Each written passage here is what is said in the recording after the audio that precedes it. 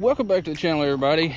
I'm out here doing some fishing for another video, and since I've got this wide open space here, or nobody else is here to be in the way, I'm going to teach y'all the easiest, most simple way to use a bait caster.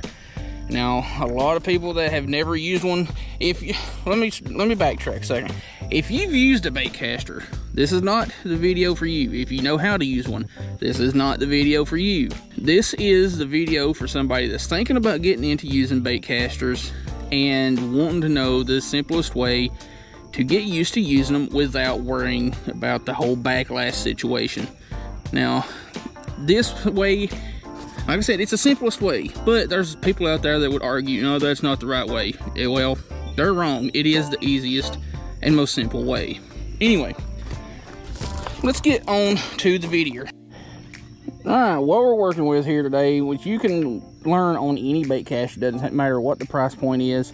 The way I see it is, if you want to learn how to use a bait caster, you're better off getting a cheaper one, like a cheap setup from like Walmart. That way, if you decide ultimately after trying it for a little while that you don't like bait casters or don't want to go to that, which I'm not trying to convince anybody to drop the spinning setups and go to bait casters, BFS and all that. This is just to teach you how to use one. But yeah, if you want to learn, you're better off getting a cheaper one. That way, if you don't like it, you're not out a ton of money. But what we're working with is a 7.2 heavy Shimano SLX 150. It's kind of my jig slash swim bait rod, stuff like that. And how you use a bait caster. Well, we'll look at the features first. You've got your thumb bar, which puts it into free spool for, you know, casting. You got your spool tensioner, which plays a big role in this. You got your star drag. This right here does nothing more than tighten down the drag to, you know, make it easier to fight a fish and all that. And of course your handle. Now this side here, it's got an internal brake adjustment, which you don't need to worry about right now. But when you flip these weights in or out, that makes the weight, or makes it, the centrifugal force, slow down the reel and help with your backlashing. Now that is more along the lines of a fine-tuning thing, and that's not what we're going to go over just yet. But say that you have never touched a bait caster and you want to know the quickest, easiest way to make sure you're not going to get a backlash. Your spool tensioner. This right here puts tension, or sideways tension, on your spool. That way, whenever the line is coming off the spool, it's spinning slower and it's not going to let the line overrun itself and cause a backlash. When you pick up your bait caster for the first time to try and use it, tighten that down as far as you can go. And you notice when you hit the thumb bar there, it doesn't let out any line.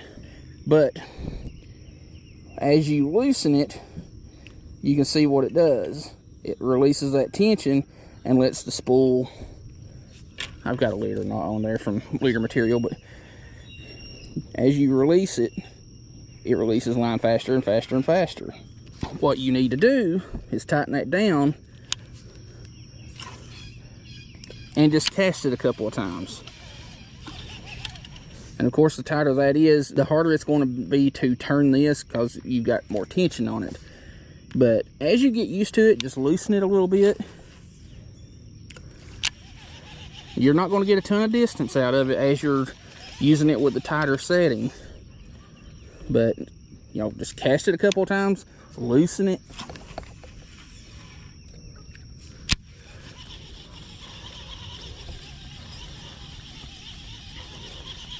And you do kind of want to pay attention to the specs on the rod.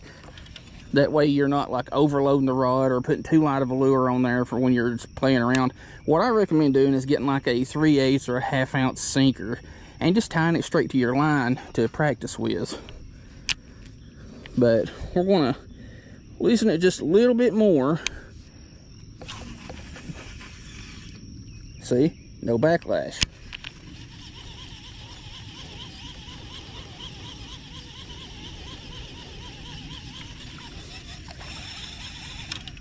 Loosen it just a little bit more.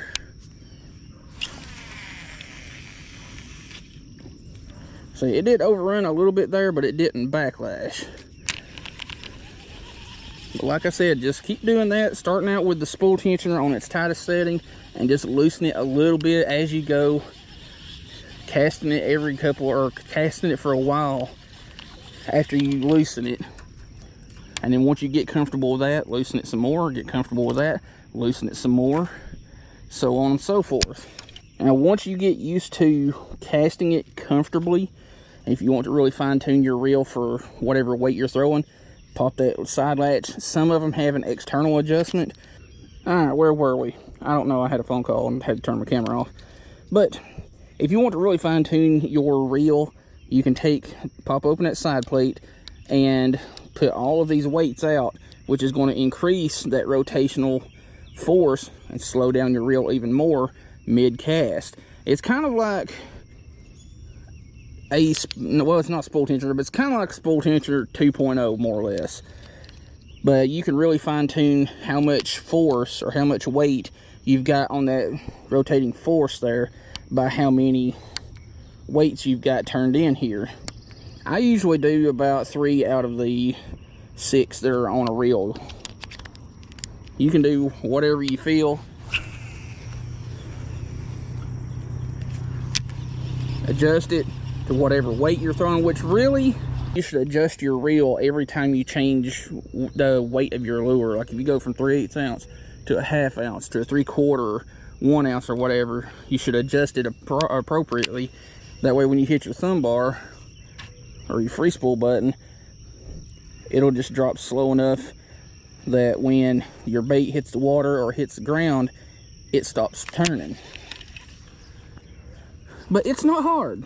We'll go over all that again real quick, mostly because this battery's about dead. But tighten your spool tensioner down. Don't worry about your internal brakes just yet. Tighten that down. Give it a couple of casts.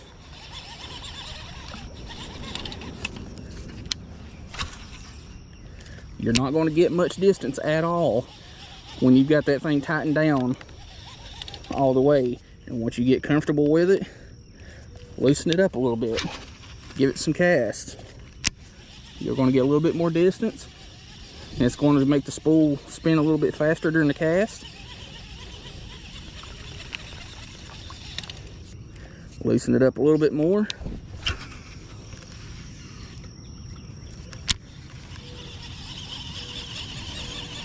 Give her a couple of casts. Loosen her up just a little bit more.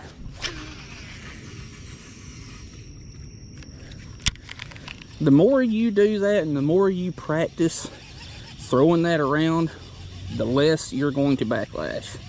Now, it doesn't matter how good somebody is at throwing a bait caster or how long you've been doing it, you will at some point backlash a reel. It just happens. Pro anglers do it, amateurs, it's going to happen at some point. It's not that big a deal. Now, if you're starting out, like I said, with a bait caster, never picked one up, don't even have line on it, start with the cheapest monofilament that you can. That way, if you end up backlashing so bad that you have to cut all the line off, you're not out a bunch of money. This one here, I've got spooled up with 30-pound braid, which is not the way you should go if you're new to bait casters. And to finalize it again, start with your spool tensioner, tighten it down. Don't pay attention to the magnetic brakes just yet, or the centrifugal brakes. Tighten your spool tensioner down all the way. Once you get comfortable, loosen it up a little. Cast with it for a while. Loosen it up once you're comfortable. And once you get really used to it, you'll be casting, well, better than you would ever imagine. Anyway, bait casters, they're not that hard. Get one, play around with it. If you like it, you'll have a ton of fun. If you don't like it, sell it and get your money back. And that is all there is to it. Bait casters are not as complex or tough to learn as a lot of people make them out to. Yeah, sure, your first couple of times, once you get to casting, you're going to backlash a little bit. It's not that big a deal, especially if you're using a really cheap line that you can just cut off and replace for just a couple of dollars. Like, you can go to Walmart and get a spool of Zebco Omniflex for like $3. It's not that big a deal if you backlash. Like I said, everybody does it at some point. So if you're interested in using a bait caster, there you go. It's not that hard. Anyway, hope you like the video. We'll see you in the next one.